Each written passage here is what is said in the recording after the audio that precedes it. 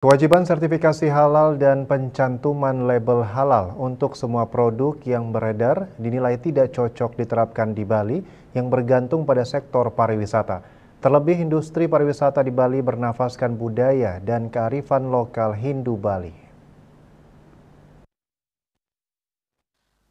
Kewajiban sertifikasi halal dan pencantuman label halal untuk semua produk yang beredar di Indonesia memicu reaksi dari tokoh budaya hingga pelaku pariwisata di Bali. Menurut pengusaha senior, Panudianakun Bali adalah destinasi internasional yang dikunjungi wisatawan dari berbagai penjuru dunia.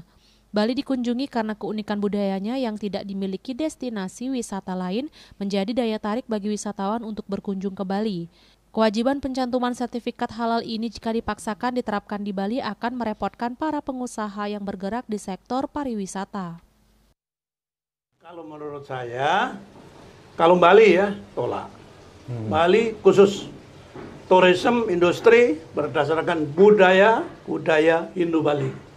Ya, Bali satu-satunya yang sukses mengelola pariwisata adalah Bali. Bali adalah destinasi internasional untuk dunia, ya, termasuk untuk domestik pun the best destinasi pariwisata itu Bali. Kenapa banyak turis datang ke Bali? Yang turis asing kan hampir 5 juta. Target kita 7 juta. Kenapa? Karena menarik. Kemana-mana lihat pura, kemana-mana lihat upacara seremonial, itu yang menarik. Kenapa turis asing nggak mau ke Jakarta? Beda dengan Bangkok, beda dengan Rangon. Karena budayanya mereka budaya Buddha. Di sana banyak ada yang dikunjungi. Pagoda-pagoda itu untuk turis asing sangat menarik.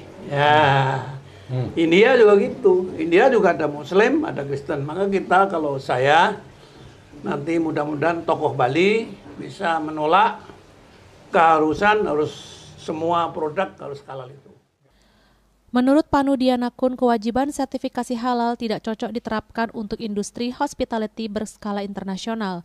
Bahkan wisatawan dari negara-negara muslim tidak terlalu mempermasalahkan hal ini karena sebenarnya makanan halal telah banyak tersedia di Bali dan bisa menjadi pilihan bagi wisatawan muslim yang berkunjung ke Bali. Eka Yana, Bali TV.